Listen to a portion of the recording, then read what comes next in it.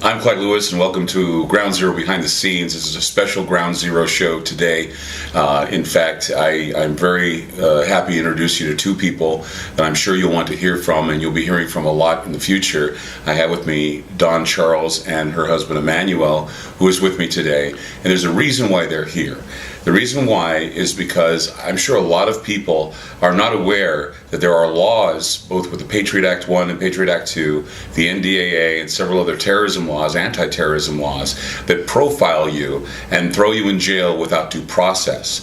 Well, a lot of people say it doesn't happen to the innocent, that it happens just to terrorists. We have two people here that have been affected by these new laws, about these draconian laws, mostly Emanuel, who is affected, but of course his wife Dawn is with us.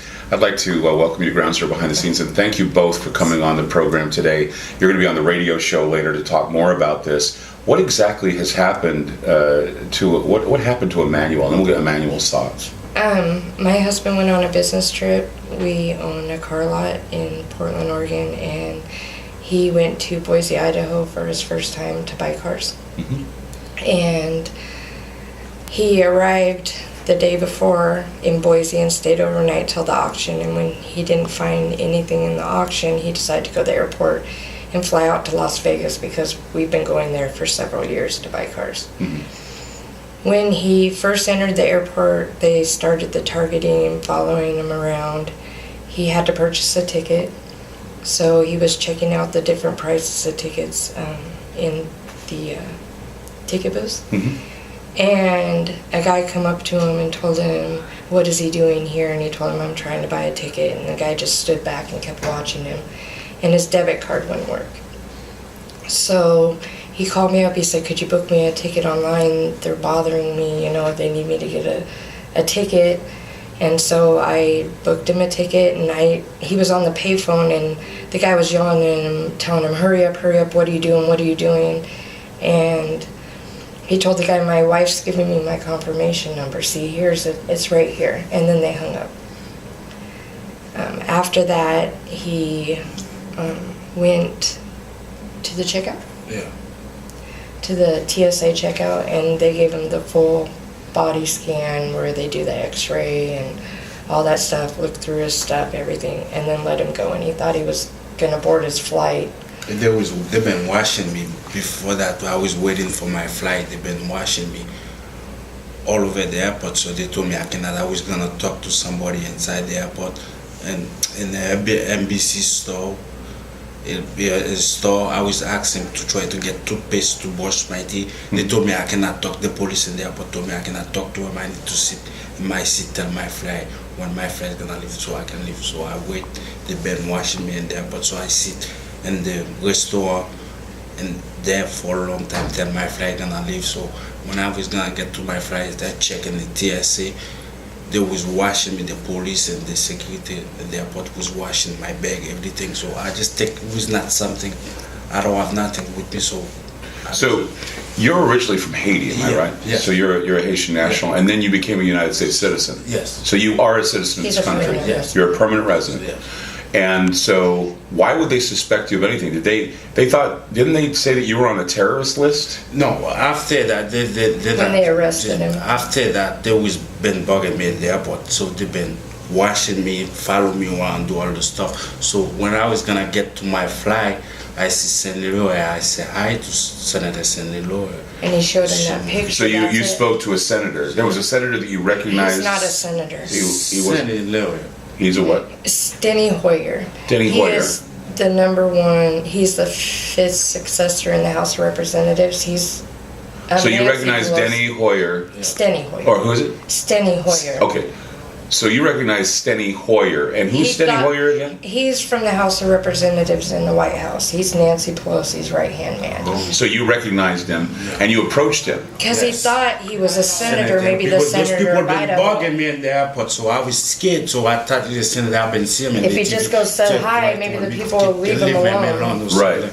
So you walked up to him, you approached him. Did you shake his hand? I shake his hand and say hi to him. And next thing I know, he tell the Secret Service tell the police something in his ear, and next thing I know, when I was gonna take my flight, they come in and arrest me. Put me. So he called the Secret Service over to grab you because you approached him. No, they don't call the Secret Service. The Secret Service, I was shaking hand to him, talk to him. The Secret Service grab him, live with him.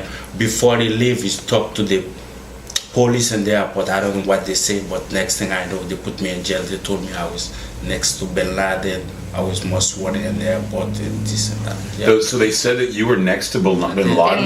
What was their idea? They said you were affiliated with Osama bin Laden. Yes. That you were Al Qaeda. Yes. Yes. They said that you were Al Qaeda, and you're not Al Qaeda. They kept telling him, just give me your information, just tell me what you were They doing. already Is there told me more of send you? that to my country. Told me they cut me in a terrorist act and all. They said they were going to call his Haitian national to let him know that he was caught in a terrorist act in Boise, Idaho, trying to scare him. And the only terrorist act you did was you walked up to that man and you shook his hand. I don't think that's a terrorist act. Well, I'm just saying. Yeah, I agree. Everybody comes up. Yeah, If I see you but in the street, I come up and shake your hand because you're famous. You know what I mean? So that's not finished. So they put me in jail. They told me I was terrorist. So they let the guy who booked me fight with the officer for a long time to try to figure out what to do with me, what charge to charge me. So they don't know what to do with me. So they charged me with a bogus charge. He told me it's not no charge. Just don't show nobody.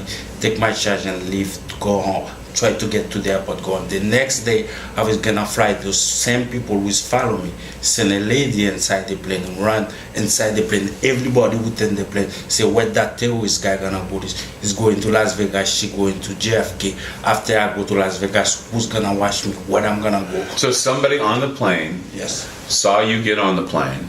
They set like an actor in there. The government sent an actor, which they do. Okay, so the government sent in somebody to act on the plane and say that he was a terrorist. Yes. And that he was going to bomb the plane. Where's he going? So the person freaked out on the plane. Right. So a big guy from Delta come and made him move his seat to the back of the airplane. And everybody sat around him. Like you know how in airports. So somebody who you said you think it was an actor that came on the plane. Definitely it was. And made it up and said that he was a terrorist, that the plane is going to be bombed and blow up. Right. Where is he going? I'm going to JFK. He's going to Las Vegas. How would she know he was? Well, I'm going to Las Vegas. Who's gonna watch me? Where I'm gonna go? Air marshal. So was it an air marshal? And that's what I think it was.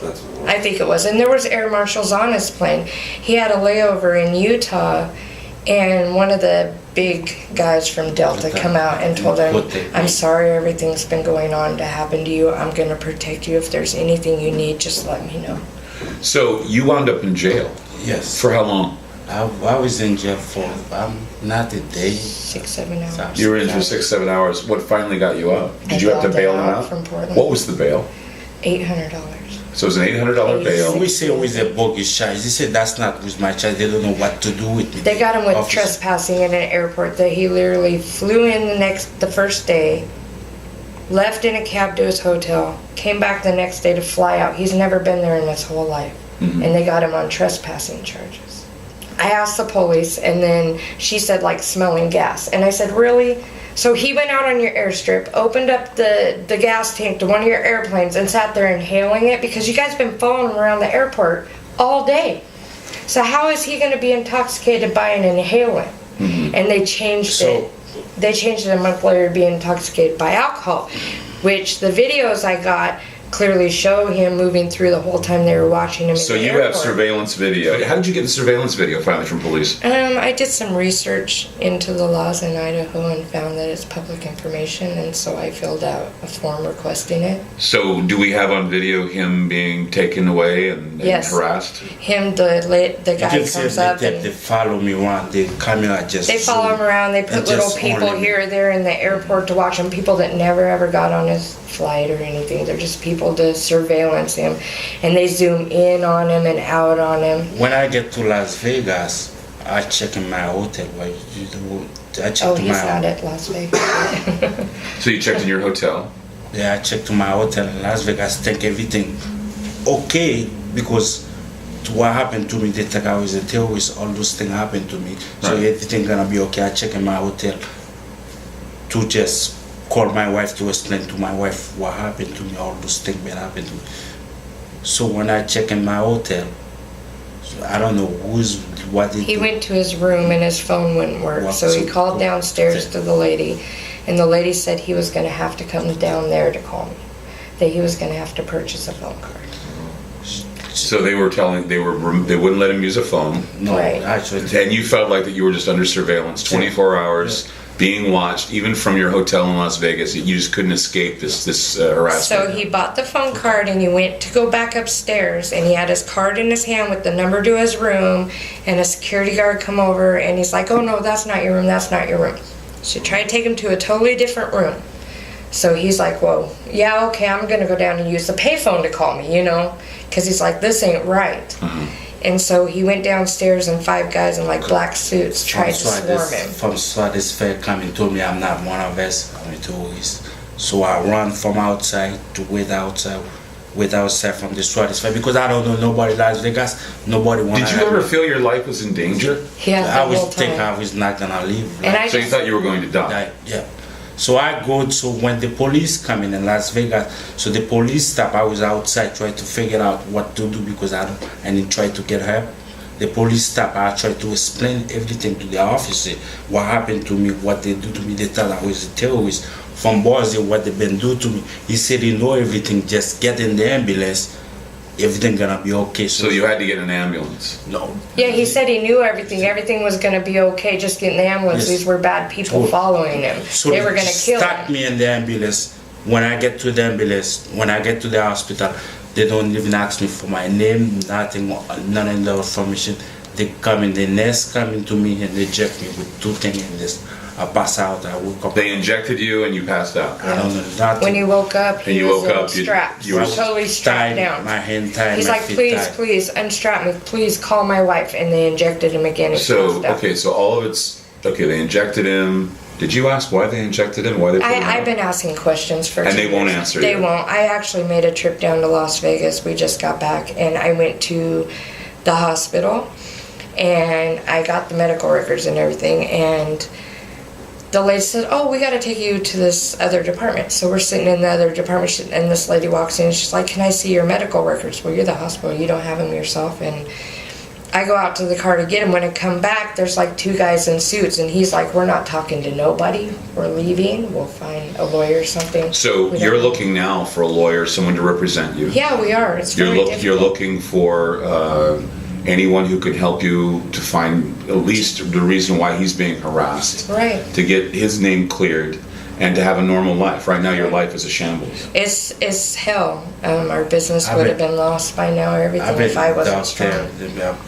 I have to go take prescription. I was normal guy before now. He was locked So you've up. been mentally harmed by this, so now you're on prescriptions because of traumatic stress. He ran away from us. He was like I thought clearly they was gonna kill me. I thought he wanted to leave the United States because he thought this government's gonna come kill him. You still worried about your life?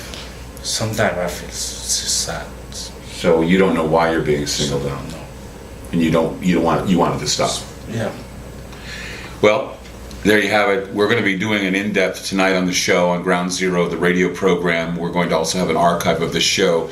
If you're watching this right now, you're a lawyer or someone who can help these two, I would like for you to email at groundzeropdx@yahoo.com, or if you know of someone that can help these two with their problems. As you can see, they have done absolutely nothing wrong.